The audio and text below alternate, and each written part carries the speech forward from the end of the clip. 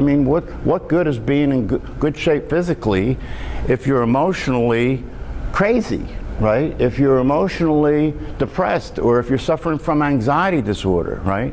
And of course, those kinds of issues start to have an impact on your physical well-being anyway, don't they? That's the reason that people get addicted to drugs and alcohol, even to physical fitness. There are people, believe it or not, who are addicted to physical training, past the point that it makes any sense. So anything can be an addiction. The worst possible addiction that human beings suffer from is the addiction to your own thoughts. That's something that hardly anybody looks at all, right? But the reality of it is, if you define addiction as any repetitive pattern of behavior that has negative life consequences, right? I say that the worst negative pattern of behavior you have is the relationship you have with the voice in your head that you think is you. That's a pattern that you keep replaying, isn't it? Their thoughts keep replaying, the negative thoughts, the worries, the ruminations keep replaying over and over again, right? So that's a pattern of behavior, right?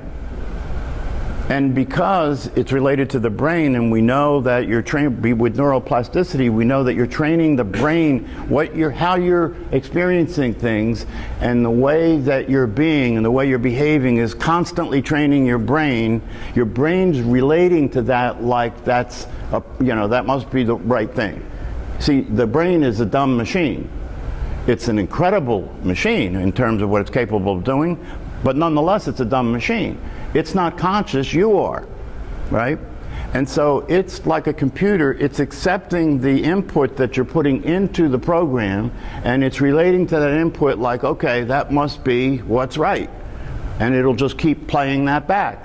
So if the input you're putting into the brain is fear, right, that you're afraid, that you're concerned, that you keep worrying about the future and the past, which is worrying about things that haven't happened yet or have already happened, right?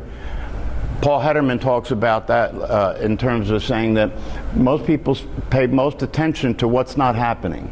I mean, just consider that. Most people pay most of their attention to what's not happening. And I think it was some famous author said that the worst things that occurred in his life are things that never happened. So if you're training your brain to relate to what's not happening like it's happening because you're so interested in it, right? The brain's going to relate to that stuff like it's important, right? So we have our, yeah. All right. Sorry to interrupt. Quick question. All right. This is where I really struggle, is between differentiating between that voice in your head, that's the negativity that you're saying, don't feed those thoughts, and then the productive thoughts. So I know sometimes you say the thoughts in your head aren't yours. So obviously some of those thoughts are worthwhile, and I feel like they are coming from me, and they're valuable, and they're worth putting energy into. And then there's that rumination, destructive type thoughts. Mm-hmm. So I feel like when I hear the thoughts in your head aren't you, that's really hard for me to accept, because I feel like there are some thoughts that are coming from me. Mm-hmm. So that's kind of where... Yeah, well, here's the deal. Here's the deal, right? I mean, you know, if we really got into this in detail and I really elaborated on why this is so, just trust me. But I could elaborate, and if you study the literature on this, you'll see that this is so. That none of the thoughts in your head are coming from you, right? And the evidence for that is that if you just look at the phenomena that's occurring, that you don't think what you're going to think. I mean, you have to look to see what the thought is. Now, having said that, right, the thoughts are being produced by the mind, right, based on all of your previous experiences. That's the database that it's using, right? Now, a lot of those experiences, you learned sometime in the past that when there's a red light at the corner, you don't go, right? So that's part of the database, right? So when you see a red light, the mind brings that up, right? The stimulus activates that memory. The mind brings that up, and then you stop and you don't go, right? Now, so you say, well, that's a useful thought, so that's my thought, right? No, it's not your thought, but it is a useful thought, right? And so this is the reason that you're practicing mindfulness, to pay more attention to what the thoughts are with discretion and discernment, right? So it's still not your thought, but you would choose to follow it because you can see, right, that it is useful, that it makes sense. It's an appropriate thought. And there are a lot of thoughts like that, right? There are a lot of very practical thoughts, you know. You brush your teeth because you don't want to lose them, right? So there are a lot of thoughts that are just dog shit practical thoughts, right? So it's all being produced by the mind, and there are thoughts that are useful and appropriate and all that, right? They're still not your thoughts, right? But when they occur to you, right? See, here's the thing. When they occur to you, you follow them because it's obvious that it's an appropriate thought to follow, right? The problem has been when you didn't know that the voice wasn't you, that you followed all of your thoughts like that. But if you practice mindfulness and you start to pay attention, the thoughts that are useful, you can call them your thoughts. Doesn't matter, right? You can just take ownership, right? They're really not, but it doesn't matter. You're following the thought because you're seeing. Now the other thing is this. If you practice mindfulness, your ability to be aware of what's going on inside and out starts to expand such that when you see a thought as useful and practical, you will follow it just like you always did, right? You don't question whether you should stop at a red light, right? But because you're being mindful now, when you see the crazy thoughts, you don't consider them yours. You don't automatically follow them anymore. You're looking at that crazy thought in relationship to what's going on in the world, and you're seeing, wait a minute, this is not a good match, right? This is the power of mindfulness. When you see this is not a good match, you can interrupt it, and you don't follow that thought. This is the power of mindfulness. So you make choices of the useful thoughts and the ones you think are not positive. Is that Yeah, you pay attention so that you have discernment. It's called skillful means, right? You become skillful with your mind, right? And by not following the thoughts that are not useful, and when I say by not following them, I mean that when you recognize the thought is not useful or appropriate, right, you don't feed it, you don't give it your energy, you don't give it your attention, you don't act on it. All of that continues to energize the thought and keep it in practice, right? But if you don't do that, and as soon as you recognize this is a useless thought, right, that you redirect your attention away from it because it's useless, right? You choose not to follow it, right? If you practice that over and over again, you're training your brain. You're training your brain to take that out of the program and replace it with some other aspect of the program, like practicing being attentive and paying attention all the time, right? So look at it like this. If you're in your car, this is where mindfulness starts to become very obviously practical and useful and powerful. You do the formal practice, right? Because in the formal practice, you're focusing on practicing the skill of being mindful without a lot of interruption, without being in the world and having to deal with everything, right? It's formal. You're formally practicing the skill. It's like a baseball player. He's not in the game, right? He's in batting practice. He's focusing strictly on his batting, right? He's taking videotapes of his batting form, having a coach watch him hit the ball to get more and more skillful at doing that. And then he gets in the game, right? And then he can put that to use. That's the same thing with formal practice, right? We're formally practicing the skill of being mindful so that in the game, in life, you can start to use it. So if you're out there on Route 1 and you leave the Y and you get in that line of traffic waiting to get to Pendle Road, right? As soon as you notice that your mind, see, this is what as soon as you notice that your mind starts to bring up a reaction, right? Like, you know, oh shit, you know, how long is this going to take? Whatever it is, right? As soon as you notice that and you realize, oh, this is one of those times. This is one of those times when my mind wants to feed me a way of relating to what's going on that is detrimental to me. It's of no value to me to be upset right now. I'm not going to get any closer to Pendle Road by being upset. It's It's damaging to the quality of my life. As soon as you see that, if you're practicing mindfulness and you recognize, okay, that's not a good thing, right? So I pull my attention back to my breath, or I turn the radio on and I just start to intentionally relax my body and listen to the radio. That's the practice of mindfulness, right? And so the more you practice it formally, the more it becomes a part of the natural way that you express yourself in your life. The more you begin to recognize the situations in your life that are stimulating the mind to produce unproductive, reactive behaviors, feelings, thoughts, and so forth, right? And so you're really involved in training your mind and your brain when you practice mindfulness, because every time you intervene, you're correcting the programming. And it can literally get to a point, this is the best part, right? If you take this stuff seriously and you become a serious practitioner and you really go for it, you really go for changing your mind and your brain, the time can come, say with anger, right? Nobody likes to be angry. It's not pleasant, is it, right? And that's a time in your life when you probably do a lot of inappropriate things, isn't it? When you're acting angrily, right, with people, you do a lot of damage, right? So that's an area that you want to focus on, right? And I can tell you from my own experience, if you practice mindfulness seriously, and when anger arises, you're attentive and you recognize it when it comes up, right? And you redirect your attention to an appropriate way to behave, and you don't feed the anger. If you pay attention to anger, you'll notice when anger comes up, if you have angry thoughts and you stay in that thought stream, right? You keep having more angry thoughts, right? You stay angry, don't you? There are people who can stay angry for years and years and years, right? And what are you doing? You're making yourself miserable, right? And you're becoming hard to live with other people because of the way that you are, as far as anger is concerned, right?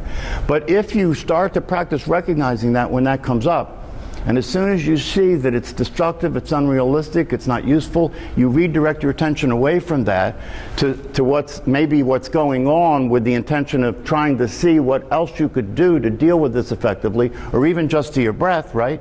You withdraw energy from that angry reaction. And I can tell you from my own experience, if you practice that consistently over time, you're hardly ever angry. You actually diminish the angry reaction so that you're hardly ever angry, or you can intentionally, this is a high skill, you can intentionally produce anger to use it. Right? Because there are times in life, you see, if you really become masterful, there are times in life when being angry is a useful thing, right? It has impact with people, right? The Dalai Lama, I was talking to a guy who spent time with the Dalai Lama, and we were just talking about the relationships that Dalai Lama had with different people around him, and he was sharing with me that, the Dalai Lama gets pissed off. He gets pissed off. But you see, his getting pissed off is because he's using that angry affect to have an impact on somebody that he's talking to. But the difference between him and most other people is two seconds later, he can be totally free from that. So he can turn it on at will, you see. Another example of this with the Dalai Lama is that there was a time when he was given information about one of the monks in Tibet that set himself on fire in protest of the Chinese invasion of Tibet. And when he heard this news, he started to cry, right? And then 2 minutes later, somebody around him did something that was funny, and he was laughing. So this is freedom, right? This is freedom, that you're spontaneous, you can be responsive, and it doesn't mean that he didn't care, right? But he's not stuck. He's never stuck, you see. That's the thing about mindfulness. If you get free from getting caught up and identifying with thoughts and feelings, right, then they're running you. You don't have them, they have you. This is enslavement. This is slavery, you know? So, and the reason I say these things is because I want to try and impress upon you. One of the things I'm really committed to is impressing upon you what's at stake here. Why? So that you're willing to become serious about these practices. Because if you do become serious, and one of the reasons I say that is because, yeah, you know, what Dan Harris is doing when he tells people, you know, you can do this for just 1 minute, or you can do this for just 5 minutes, or you can do this for just 10 minutes. Well, that's true, right? You can go to the edge of the water and put your toe in, right? But the reality of it is, if that introduction to it takes you further, where you begin to learn more about how this all works, and because of that, and because of what the value is that you see it has in your life, that you begin to extend that practice and take it more seriously. Unless you do that, it's unlikely it's going to make that much of a difference, right? Because whenever you're not practicing being mindful, you're practicing being stupid and crazy. You see, because the way the brain works is the way the brain's related to the way you're being and what you're experiencing and what you're doing. The brain is related. This is what neuroplasticity is. The brain is relating to that all the time, like you're teaching it. You're practicing all the time. It's like Richard Davidson said, that it's very important to understand that according to the brain, you're practicing all the time. And if you're practicing unwittingly, if you're practicing unconsciously, so you don't realize you're training your brain to continue to be crazy, then you're your own worst enemy. Yeah. I liked your earlier words that neurons that fire together wire together. Yeah, that's not mine. I stole that from Daniel Siegel. He's a psychiatrist and he's a neuroscientist, and he wrote a very good book called Mindsight. Right, and in his book Mindsight, he basically is talking about learning to pay attention to the mind and learning to recognize what's going on in the internal world and understand that that's reaction. It's not action, it's reaction. It's not response, it's reaction. And it's not necessarily related to anything that's going on now. So he says the neurons that fire together wire together. That simply means that, you know, if you continue to practice a certain pattern, that's the neurons wiring together, right? If you continue to do something repetitively over and over again, the neurons are wiring together, and so if they wire together, they fire together, and it means that they keep reproducing the same patterns. David, Yes. I have a little example of being angry, and I just kept going. I just was not letting it go, and I just said, okay, I'm finished with this, and I left work. I was at work, and because I didn't want it to get worse, but also when I got home and I didn't sleep well at night, I was like, I should have said something. I should have changed that attitude that I had. I was so mad at myself for not practicing what I'm trying to do. It was awful, and I didn't sleep, and I have not talked to the person, and I don't know what to do now. I'm really upset about it. Well, you know, here's the thing. This is important what you brought up. One of the things about these practices that you have to understand and appreciate is unless you can practice compassion with yourself and give yourself the space to learn. And what learning is making mistakes, isn't it? Right? Give yourself the space to learn, right? So you don't get down on yourself because you didn't do what you should have done, right? It's very important to understand that you and all human beings, even the people that you may hate, are always doing the best they can. This is very important to understand. What they're doing may not be very effective. What they're doing may be very destructive, right? But in their own world and the way that things are occurring for them, that's the best they can do, right? That's true for you. It's always the case that that's the case. And so you always have to let go of the past. You know, when I teach Tai Chi Cha, right? When I teach Tai Chi Cha classes, you know, I can tell when I'm looking at people practicing the movements that a lot of people are like all over the place, right? And one of the things about doing that kind of practice, because you're doing these very detailed movements, is that people become very self-conscious, right? And so after the class, I always make it a point to say, you guys did this perfectly. This is the same thing with the meditation practice. If you do a sitting and then you look back and say, oh, that wasn't a good one, right? That's nonsense. That's crazy. That's not true. It's always perfect. You have to learn to let go of the past. You have to learn to let go of the past. When I think back of some of the things I did when I was younger, some of the ways I behaved as a father to my daughter, If I dwelled on that, right, I'd have to like be in shock treatment. But compassion means to understand that back then, given what I knew then and who I was being then, I couldn't have done anything any different. I didn't know any better. That's true yesterday for you. Do you understand? That's true yesterday. That's true 5 minutes ago. And the more you can see that to be the case and let that go and get yourself present to what's happening now and what's going to happen next, the more powerful you're going to be. All of that stuff about the past is just nonsense. That's crazy. It's crazy. Crazy. It's not realistic at all. Do you understand what I'm saying? You just have to let it go. Yeah, that's We know that, but doing it is challenging. It's a practice, yes? See, that's the reason that I say the things that I say here in the classes, because I want to impress upon you that if you see it as I'm saying it, if you recognize it as I'm saying it, but then you also know that in your everyday life, the way you're living your life, that you don't necessarily operate that way, I understand that. That's why this is called a practice.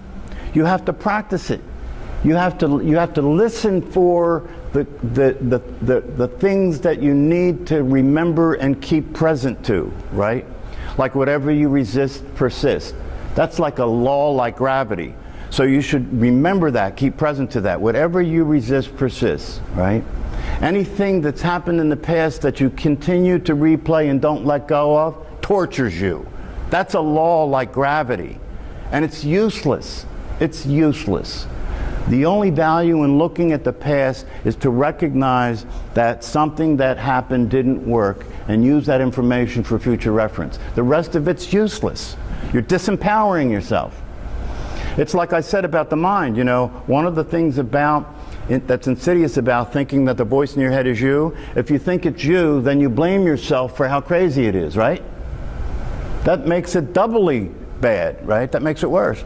If you know it's not you, then you don't blame yourself for making a mistake. You know, the word mistake is interesting. Mistake. It's like your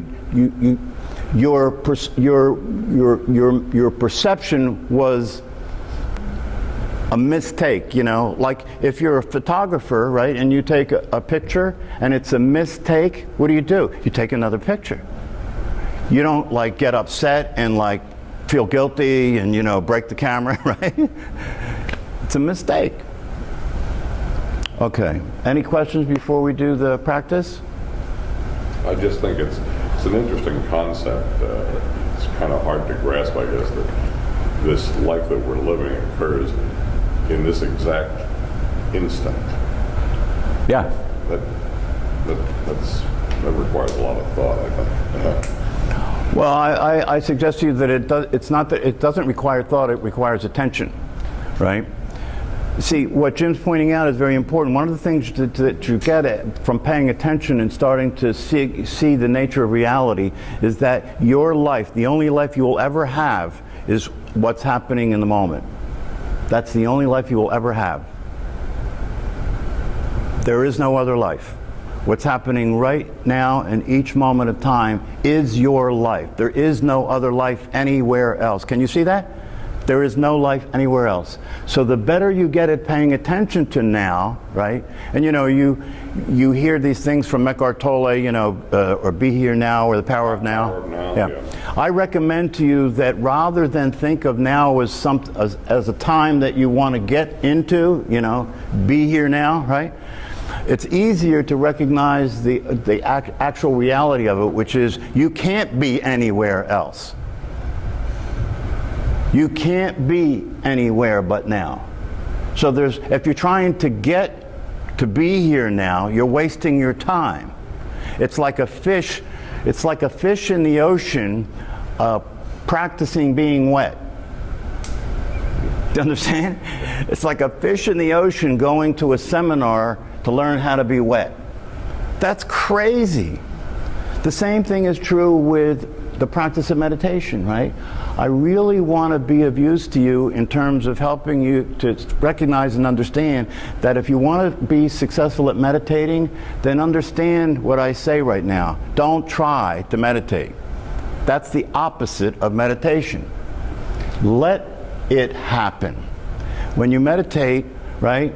See, the ultimate purpose of meditation is to recognize the truth. Now watch, to recognize the truth. When I say recognize the truth, the reason I'm saying recognize the truth is because the truth is already true. To recognize it means to simply notice it, right? You don't have to go anywhere. You don't have to get it from somewhere. It's not out there anywhere. It's right where you are, right? And so when you practice meditation, I invite you to practice simply being there in the chair with what's happening, right? If you're being there in the chair with what's happening and you're experiencing restless thoughts or restless in your body, right? It's when you identify with that you suffer, just like everything else in life. It's when you're sitting there and you're not, see, awareness isn't restless. See, it's you who's there experiencing restlessness, and so the restlessness is happening to me. That's the suffering. But if you just sit there as awareness of restlessness, the awareness is not restless. That gives you some space to be there. And this is true of anything. You know, the awareness is not sad. The awareness is not anxious. So the more practiced you are in experiencing yourself as the awareness, which is the truth. It's the truth. You are awareness. So when you reorient yourself and the more practice you have at being the awareness, the freer you get from what's happening. And the more able you are to be with what's happening and not suffer from it. Does this make any sense? David? Yes. So if our thoughts are coming from our mind and our thoughts are not our thoughts, then we say the awareness is who we are, and that's what we're noticing. Yeah, you're noticing that you're noticing the awareness of the thoughts, right, rather than the thoughts happening to you. See, there's the suffering, right? Rather than the thoughts happening to you, you're aware of the thoughts. The awareness is free. The awareness is never affected by anything. It's just aware. The suffering comes in when, rather than it being aware of the thoughts, you're identifying with the thoughts. They're my thoughts and they're negative thoughts, and this is uncomfortable. You see, there's the suffering. The awareness is just witnessing the thought. That's right. Just witnessing the thoughts. Witnessing. So when you practice, when we do the practice, see if you can just let yourself be. Let yourself relax. Let yourself be there. You already are there. Just let yourself be there. And let the body relax. And then just notice, just like Jack Kornfield, just like he says when he leads the guided meditation, you know, just let the thoughts come and let the thoughts go. Let them come and let them go. Let the feelings come and let them go. If you engage with them and feed them your energy, you're going to go on a trip. Stay centered, stay grounded, stay in the awareness, and just watch what's happening. It's going to be easy, it's going to be hard, it's going to be good, it's going to be bad, it's going to be comfortable, it's going to be uncomfortable. That's life. The question is, can you be with life the way life is, or are you going to keep reacting to it because it's not the way you want it to be? That's a life of suffering. All right, let's do a practice. And see if you can just let yourself be and relax.